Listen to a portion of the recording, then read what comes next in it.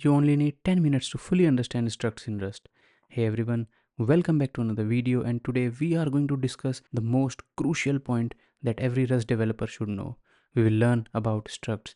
We will learn how do we create them and how we can create methods and associated functions in it. So with that said, let's get started in this video. So let's understand what are structs. You see, structs are one of the data types that Rust provided to us. Imagine you have a box full of Legos. So what you do is you can pull out each of the Lego, assemble them and create your own toys with it, right? So struct also allows us to deliver the same kind of functionality. In struct, we combine multiple data types together to create our own custom data type according to our needs. So let's head over to a terminal and see how do we create a struct and how we can initiate a struct.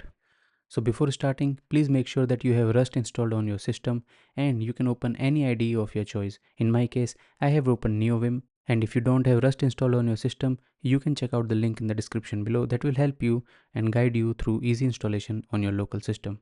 So as you can see, I have created a struct over here which is named as book.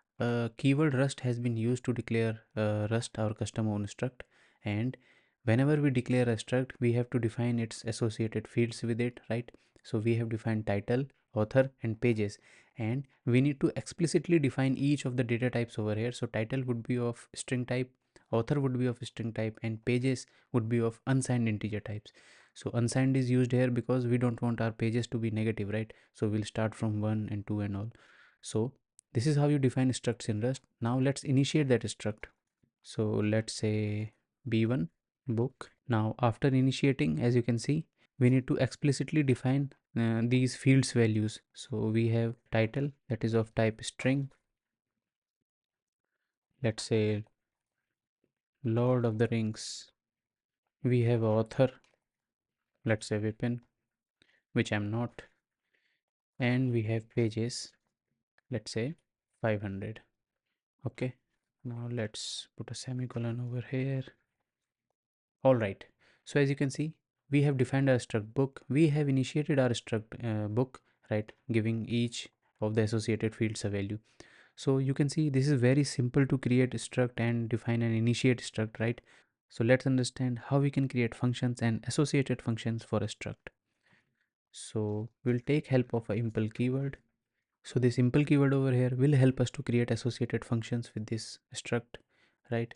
So let's create a function over here, a normal method function. We will name it description because we want it to give us the description of this book, and it will take a reference to this to this struct as well, right? Because we need to fetch its title and pages. So we can use this format macro over here. We'll say name and pages. All right, self dot title and self dot pages. All right, now let's call this over here.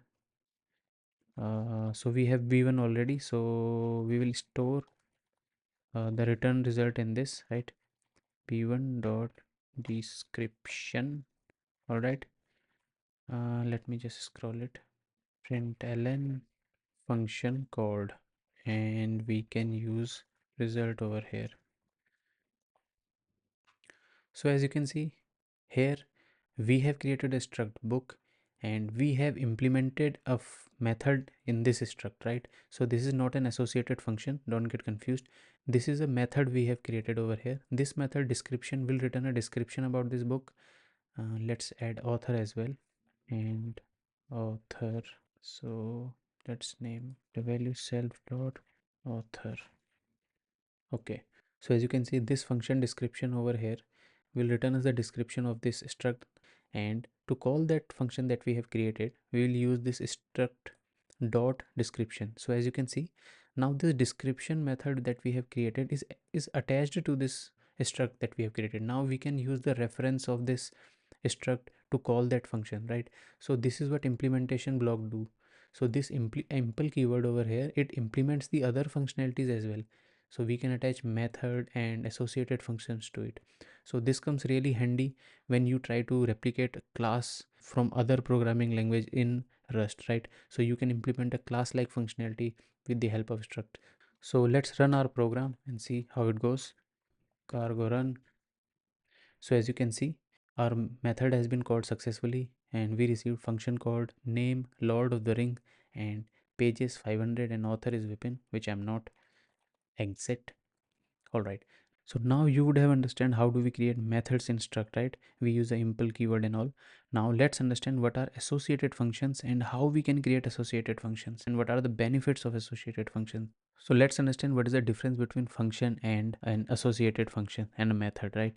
So as you can see, whatever I have created over here, description is a method. It is not considered as associated function. All right. So let's create a associated functions over here. Associated function. So there is a difference between a method and an associated functions. Let me create a method called new and it will take, let's say, name that is of type string and let's say pages of u32 and an author of string and it will return this book. All right. So this method that I have created new is returning a struct itself, right? So we need to return and initiate this struct over here.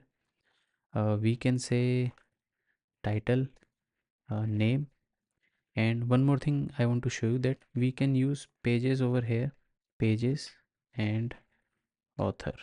So as you can see, we haven't used this type of signature over here like we did for this because the parameter that we are receiving has the same name as the fields of struct. So you can do this as well. It's a kind of shorthand, right? Of course, you can do this pages. So the Rust will automatically infer that, okay, the right side of this colon is parameter that is coming from the function.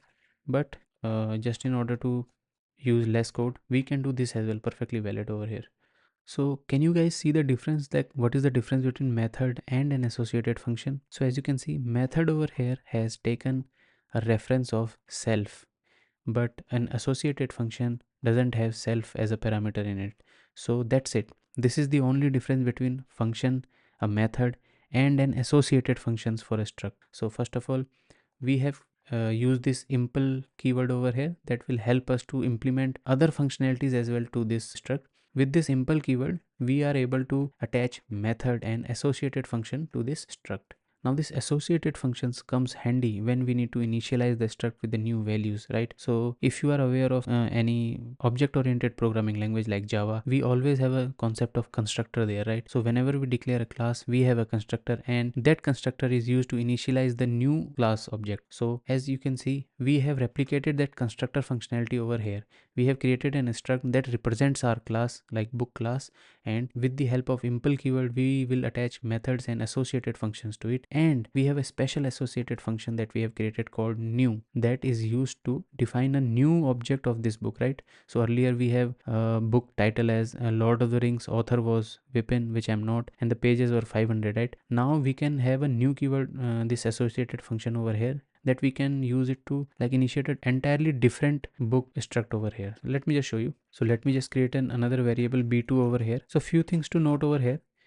An associated function is associated to a struct, so we will call these associated function on directly on struct, right? Not on variable and references. We need to call those associated functions directly on the struct like this. So as you can see, this associated function called new is directly associated to this book struct, so we will directly call them from here, and this is the signature of calling an associated functions from any struct, right? So book new, and what does it take? It take a name. Let's name it different. Let's say Godfather over here, and pages, let's say 700, and author is again Vipin, which I'm not. So as you can see, there is a problem over here because it uses a string. We need to use a string. So do this, and it's u32.